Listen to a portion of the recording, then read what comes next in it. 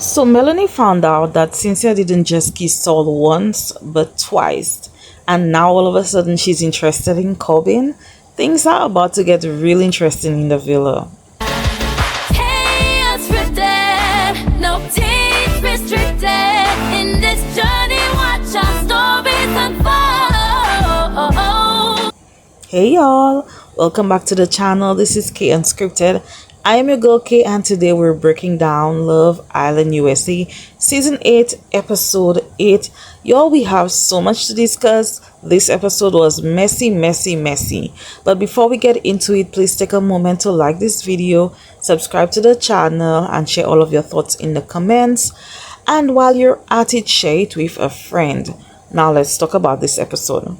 So the episode continues with everything that went down between Cynthia, Melanie, and Saul. So we see a chat between Melanie and Anniyah.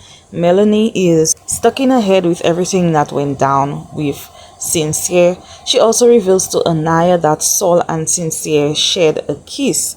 She keeps questioning whether she handled things the wrong way and admits that watching Cynthia open himself up to Saul has forced her to confront feelings she probably wasn't fully acknowledging before. Now Anniyah encourages her to stop spiraling and to not worry about it. Now while the girls are unpacking their emotions, Cynthia links up with Bryce and Zach, and he explains where his head is at and admits that he is still torn. On one hand, he has a genuine connection with Melanie that didn't just appear overnight, and on the other hand, Saul walked into the villa and made him feel appreciated in a way he wasn't expecting, but he's had to do nothing but chase Melanie, which is the difference with the connection he's now exploring with Saul. Now Zach reminds him that at the end of the day, he has to choose what's going to make him happiest instead of making decisions based on guilt or obligation. We cut right back to Melanie and Anniyah, and Melanie's talking big game, right? She's saying, oh, I didn't do him dirty the way I could have done him dirty. All I said was Corbin is my type on paper. I've never kissed anyone or nothing like that. But girl, you did do him dirty, because to his face you were dibbling and dabbling kisses between him and Corbin. And then you act like a victim as if you didn't know it was Corbin. So please spare us. She's saying she does not want to overreact over this, but we've seen you do it this entire time, Melanie. And honestly, Melly's starting to see that her games are backfiring on her, okay? It's one thing to say you're interested in somebody when someone feels secure, but it's another thing entirely when another woman walks in and suddenly that security disappears, and that's what she's coming to terms to realize is actually happening. Then we switch gears completely as Kenzie and Corbin sit down together. Corbin is trying to understand where Kenzie's head is, while Kenzie is open about the fact that she's enjoying getting to know him and also Caleb. She also enjoyed the kisses with him as well. Now, what I didn't like is how she was trying to make it seem like Corbin was on her mind the entire time, and I'm like, girl, please stop. He tells her to go explore and just be honest about it because that's important to him. But she doesn't need to beat herself up about it if she's interested in exploring the connection with Caleb. Meanwhile, Trinity and Bryce catch up, and their conversation was a little bit different with the energy. They're discussing where they're currently standing with their connection and whether they're both investing equally into that connection.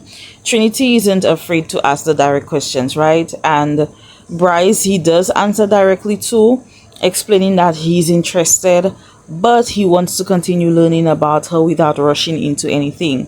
Now, for the first time, I kind of realized that Trinity is actually liking Bryce. She's growing more towards wanting something deeper with him, but I don't feel like he feels the same way about her, because we see her saying, I like you, let me stop comparing, I want more affection, and all we hear from Bryce is, well, if you want affection, just say that. There was no reassurance from him that he was feeling that way about her too, and that's because he's not. Now, not too long after that, Gabriel sits down with Beatrice And he starts by saying that they both agreed to be open and explore other connections. He then reveals to her that he chatted with both of the bombshells, Saul and Jen, and he kissed both of them too. Now, I couldn't tell if Bia was just disgusted or if she was mad at him, or maybe both, because all she said to him was, "Thanks for letting me know." Baby, she said, "Oh, now I know where we stand. I know where we're at. I know what you want to do, so I'm gonna do what I want to do, okay?" Now, Beatrice doesn't stop there, though. She catches up with Trinity and Kader, and she fills them in on what went down with Gabe, letting them know that Gabriel kissed both of the bombshells. Meanwhile, Gabriel is over there kicking with the guys, talking about the kisses he shared with both of the girls, and he lets the guys know that he's more into Jen. Now, all of a sudden, Bia is feeling like she is in a pattern that she has visited before in her past. She's always choosing red flags. And I'm like, girl, we could all tell from a mile away that Gabriel wasn't that into you, and it was just about sex, right? He was just really into that sexual connection that you'll claim to have, right? Now, you ended up dropping Sean like a hot potato for Gabriel, and now you're feeling dumb because now he's not really that into you anymore. Anyways, the girls do encourage her to go talk to Caleb, and then Melanie and Kenzie end up joining the conversation. Bia is letting Kenzie and Mel know also that Gabriel kissed both of the bombshells, and then we see Mel kind of spilling the tea that Saul also kissed Sincere, and then Kenzie also tells them that she did also kiss Caleb, right? So we get to bedtime, everyone is heading to bed and getting ready to, and clearly some people are in their feelings. Bia's saying she's not about to cuddle Gabriel. She's just happy to be kissing on somebody. She is still in Festivale as far as I'm concerned. Trinity is floating around thinking that Bryce is into her, but we see Zach telling him that Trinity doesn't match his energy, and baby, Sincere was cheesing as hell when he saw Saul enter the room. The boy couldn't stop laughing, and Melanie was clueless, okay? Now the next day arrives, and the usual happens. The girls get served breakfast. Kenzie, Anniyah, and Trinity sit down to catch up, and Kenzie spilling her tea on her connection with Corbin and Caleb. Trinity, on the other hand, she feels like she needs clarity on where Bryce's head is at, because she cannot tell if he's into her because she wants more affection. Now the girls kind of try to convince her that he's probably trying not to cross a boundary with her, but she's like, but I've told him I want more, but he's not giving it. Girl, that man is not into you, and we're gonna talk about that later. Now over with the guys, Bryce and Zach have their own debrief session, right? He tells Zach the biggest thing that rubbed him the wrong way was Trinity comparing their relationship to other couples in the villa and saying that they were moving too slowly. Bryce is basically like, what couple is actually doing that great right now? And honestly, he kind of had a point, okay? He had a point, right? He explains that Trinity wanted more affection, and Bryce said that's something he's more than willing to work on. But the conversation still left him feeling uneasy because it made him wonder if she was using that as an excuse to hide the fact that she wasn't fully invested in him. And I feel like that was Bryce kind of trying to set up this scheme in his head to make it seem like Trinity is the reason why he wants to explore other connections. But that's all bullshit because he knows he's not really into her like that. He even tells Zach that her comments made him feel like maybe he should start getting to know other people because she didn't seem that all in. See what I said? Okay. Now, Bryce said in his confessional that he doesn't believe in comparing relationships because everyone moves at their own pace. He's been through enough to know what he wants, and in his opinion, measuring their connection against someone else's is only going to create problems that doesn't need to be there to begin with. Okay, so we move on to Saul and Jen. They're talking and they're on the same page. They're noticing that the villa kind of is closed off right now. Like everyone has settled into their little couples and nobody seems willing to explore anything outside of that. And Jen is basically saying she's not here for that energy because, let's be honest, this is Love Island. If everyone locks themselves in after a week, what exactly are we doing here, right?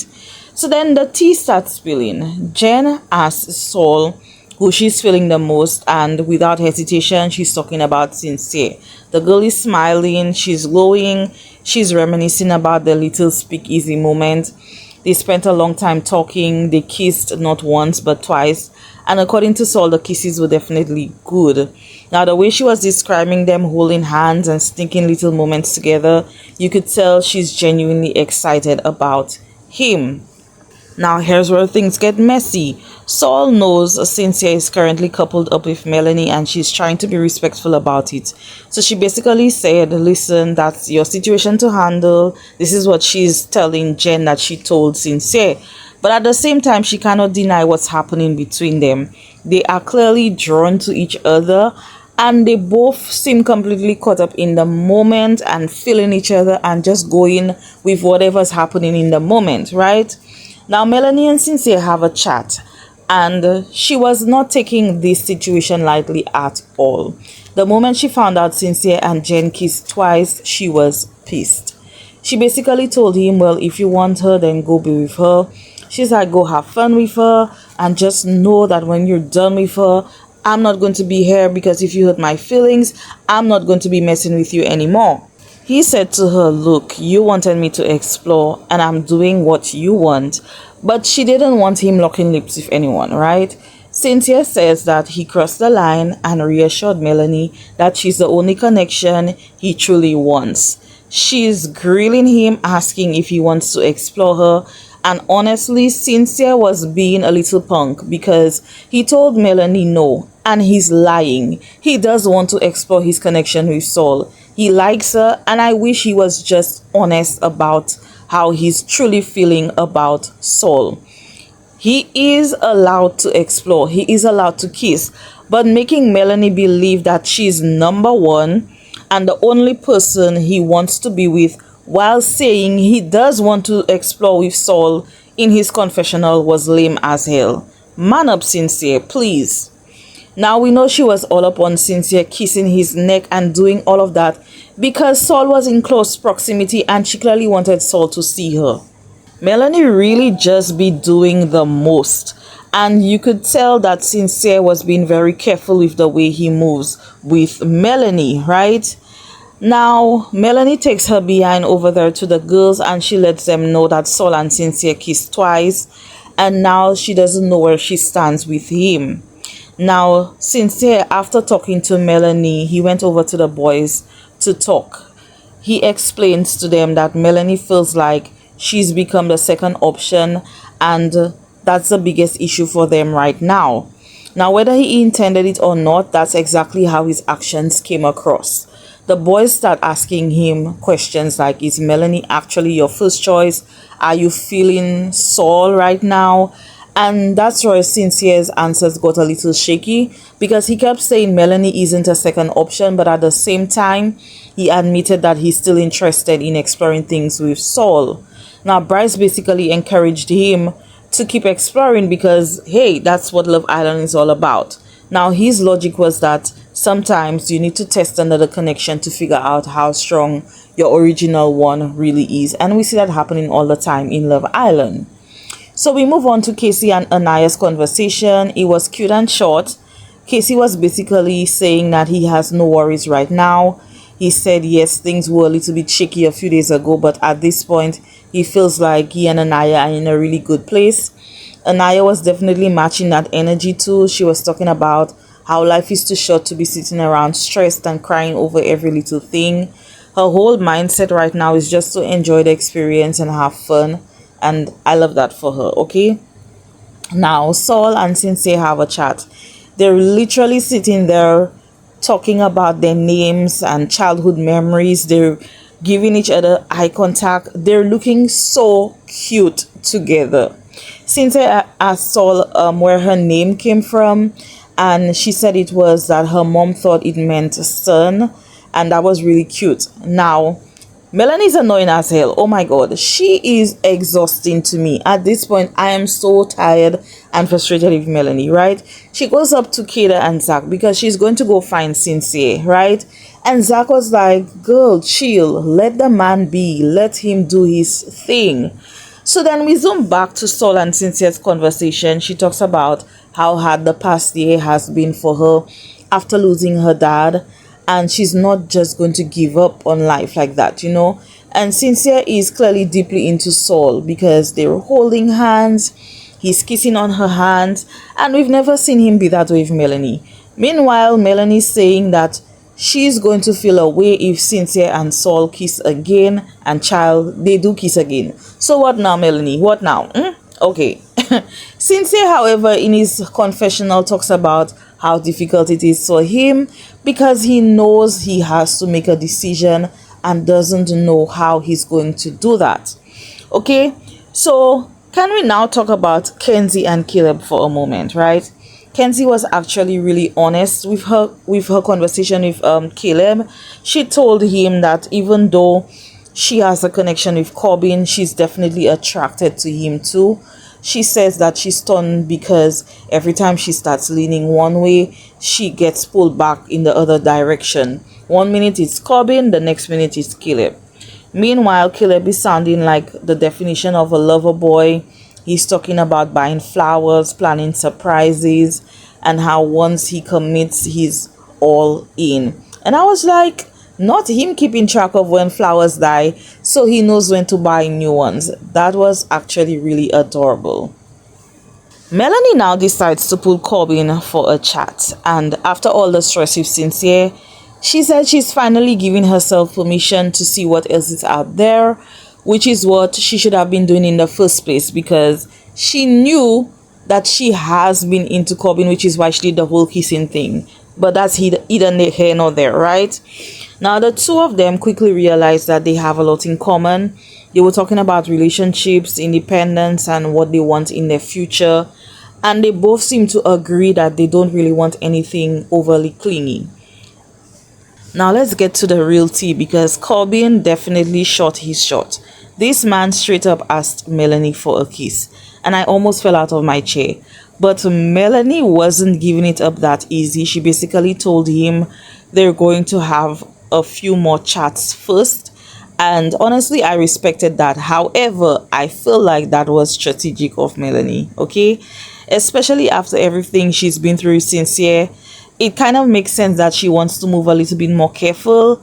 But also, hear me out. She doesn't want Sincere to say, oh, but you also kissed Corbin.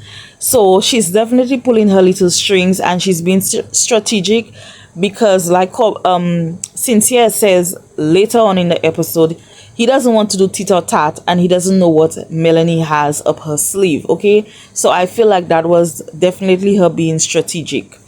Meanwhile, Melanie now goes over to Anniyah and she's filling in Anniyah about her chat with Corbin, right? And you could tell that she was liking every single bit of it. She talks about the kiss and that he asked her for a kiss. And she tells Anniyah, well, she didn't really kiss him and she does want to have more conversation with him. But you could tell that she enjoyed that. She was blushing. But the moment she looks up and she sees Sincere, the girl gets distracted and her focus completely shifts. And she's now telling Anniyah that she feels disrespected by Sincere because he's still up there in soul ties talking to Saul. She doesn't think that he's considering her in any way.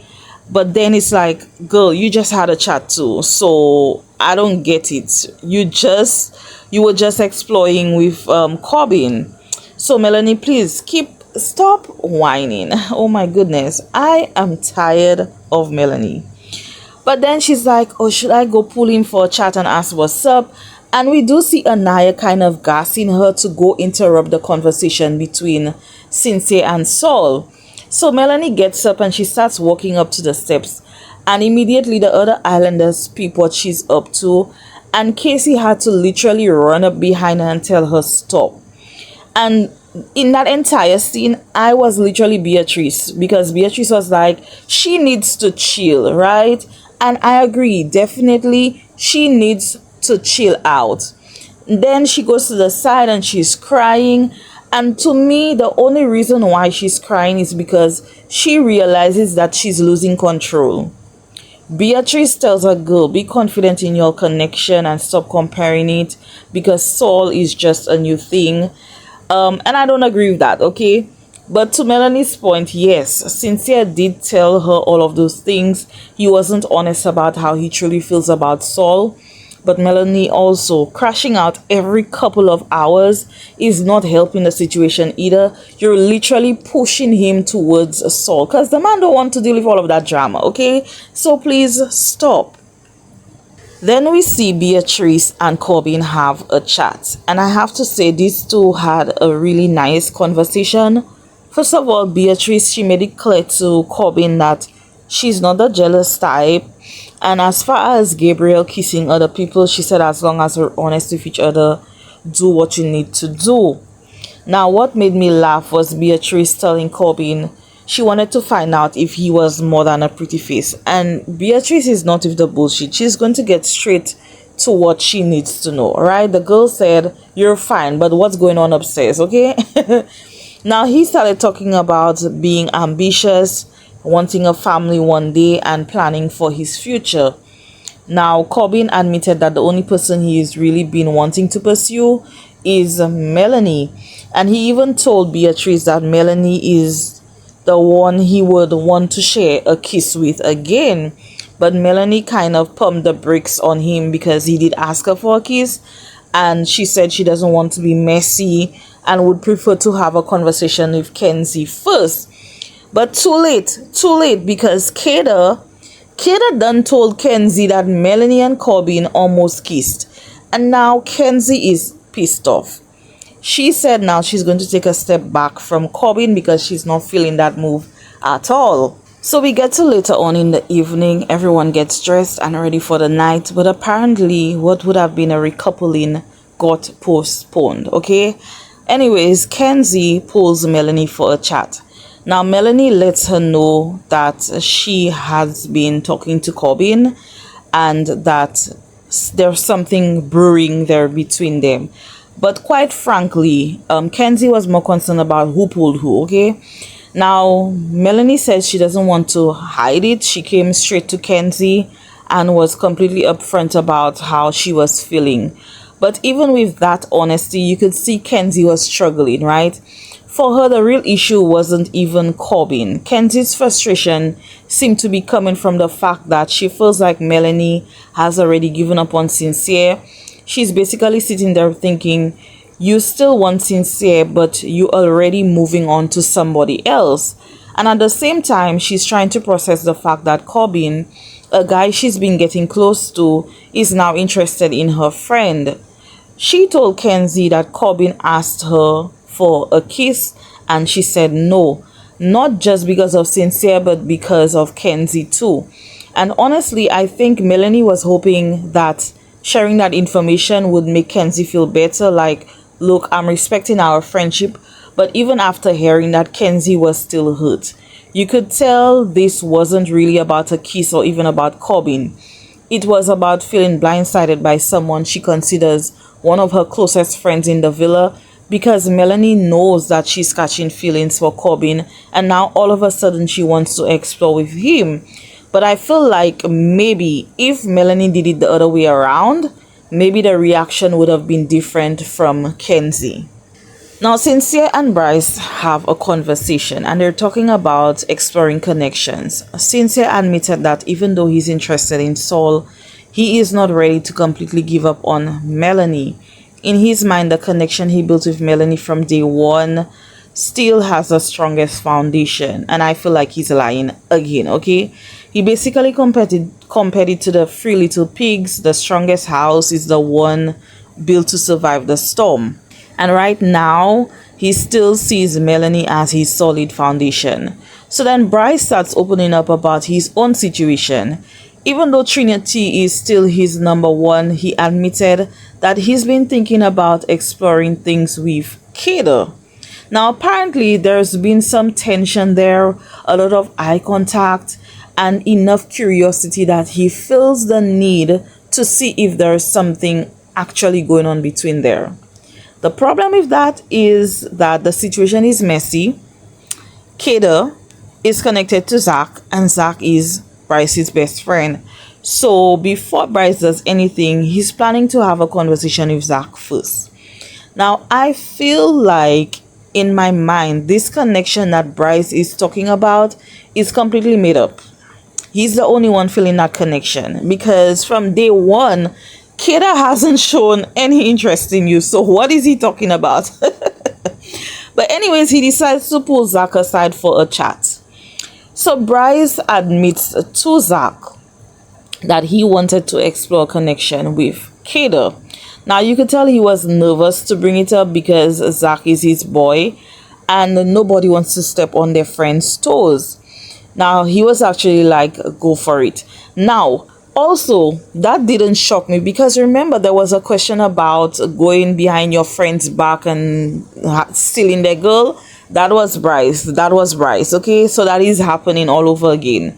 Please don't forget that. Okay, but I feel like even Zach saying go for it, I don't feel like he was being really that serious. He was taken aback by Bryce even saying that he's interested in Kayda.